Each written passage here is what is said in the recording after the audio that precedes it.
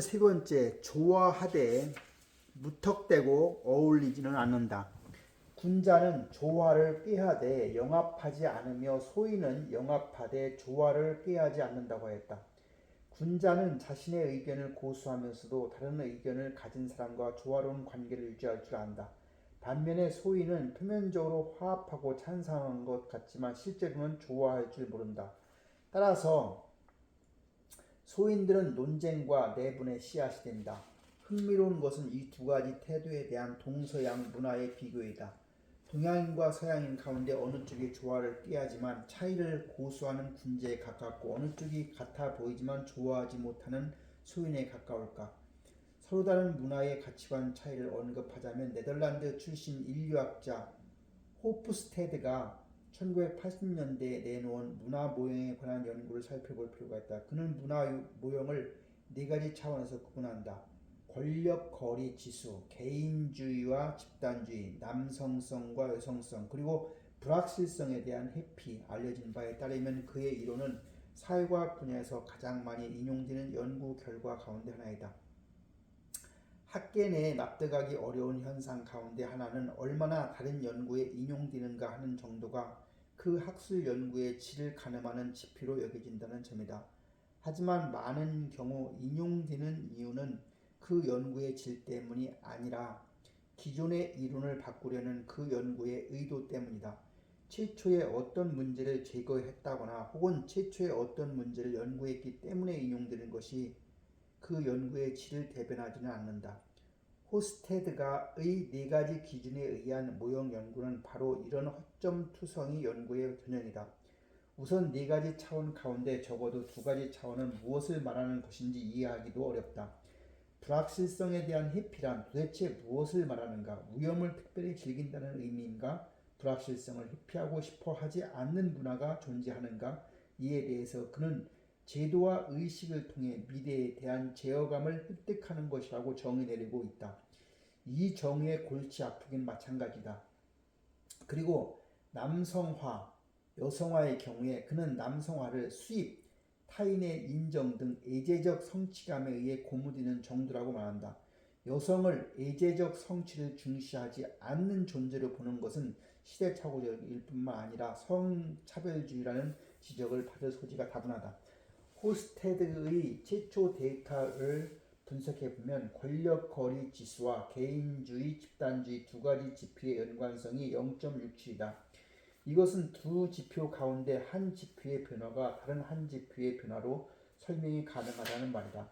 네 가지 기준으로 어느 한 사물을 설명하면서 그중 두 가지 기준의 상관도가 이렇듯 높다는 것은 전문적인 오류가 아니라면 지적인 태만이라고 해야 할 것이다.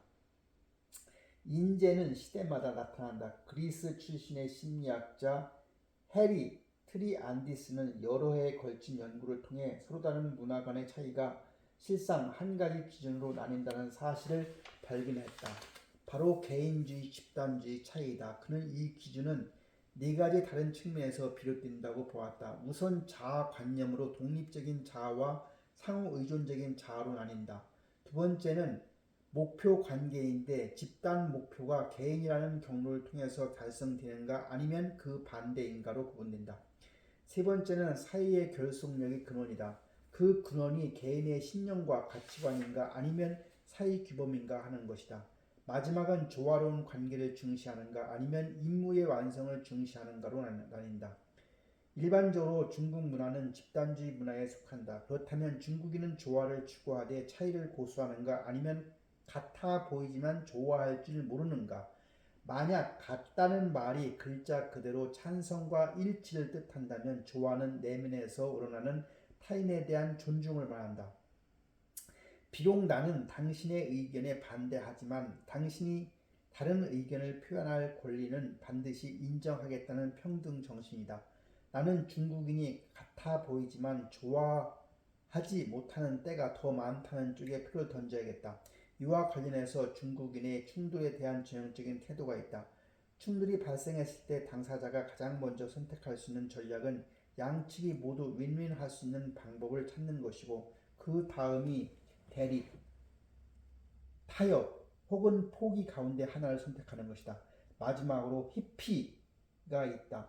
중국인이 가장 쉽게 선택하는 방법은 아마 회피일 것이다. 왜일까? 전체적으로 화목한 분위기를 깨지 않기 위해서일 거다. 당연히 이것은 자기 사람 간의 충돌이 발생하는 경우에 명목상의 화목을 유지해야 할 필요가 있는 상황에 한해서이다. 만약 외부의 인물과 충돌이 발생하면 중국인은 결단코 가장 거친 대항자가 되어 사소한 이익에도 너 죽고 나 죽자며 덤빈다. 이러한 대항의 원가를 따지면 최종적으로 남는 결과는 양측 모두의 패배이다. 중국 기업들이 가격 경쟁이라는 악순환을 되풀이하는 원인은 연구개발이나 브랜드에서 열세라는 이유에 경쟁을 만나면 기필코 투쟁을 해야 직성이 풀리는 전통과도 무관하지 않다는 것이다. 중국처럼 집단주의 문화를 가진 일본이나 한국 같은 나라들도 마찬가지일 것이다. 예를 들어 1980년대 일본 경제 연구자들은 일본이 정부의 전폭적인 지원, 그룹 계열사 간 상호 지분 보유 제도를 기초로 한 일본의 대기업 운영 방식, 평생 직장 제도, 핵심 기업의 고위 관리자가 퇴직 후에 협력 업체의 관리자로 재취업하는 제도를 통해서 안정적인 이익 공동체를 형성했다고 극구 찬양했다. 하지만 동전에는 양면이 있게 마련이다. 21세기에 접어들면서 이런 제도의 폐쇄성, 보수적인 이익 집단, 다른 의견에 대한 제도적인 배척을 비판하는 사람들이 날로 많아지고 있다. 표면적인 조화를 유지하기 위해 그들은 전체 경제 체제가 와해될 상황에 몰리는 대가를 지불했다. 지나치게 집단을 우선시하고 권위와 전통을 존중하는 조화는 진정한 조화가 아니다. 진정한 조화는 개인의 이익을 인정하는 기초 위에서 여러 가지 이익 주체들이 평등하게 협상하고 흥정하는 메커니즘이다. 최근 몇 년간의 경제 발전으로 인해서 중국에는 각종 이익 주체들이 형성되고 있다. 이런 이익 주체들을 인정하고 여러 가지 이익 주체들 간의 흥정이 가능한 메커니즘을 확립하기 위해 노력할 것인가? 아니면 이런 이익 주체들의 존재를 인정하지 않고 소위 조화로운 사회를 건설할 것인가? 개체의 이익과 자유로운 선택의 권리를 존중하지 않는 한 어떤 조화도 표면적인 조화일 뿐이다. 같음이냐 조화냐의 모순이 해결되지 않는 한 임시 방편에 불과하다는 것이다.